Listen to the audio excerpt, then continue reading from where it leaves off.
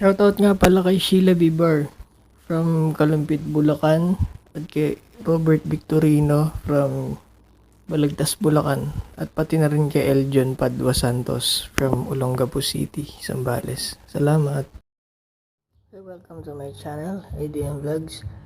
Ngayon, isi-share ko sa inyo ang ginawa ko sa aking stock pipe ng Raider 150 carb. Bali, catalytic remove na siya. Inalis ko yung catalytic niya dun sa pinaka-stock pipe sa loob ng ating motor.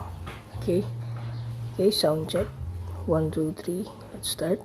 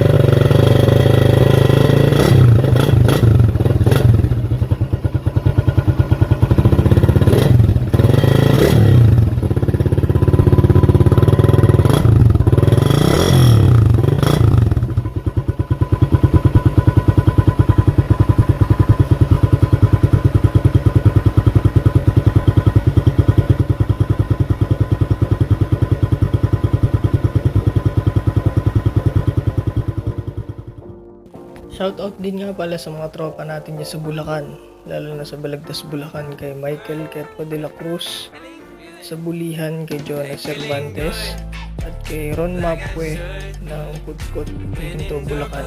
Shoutout!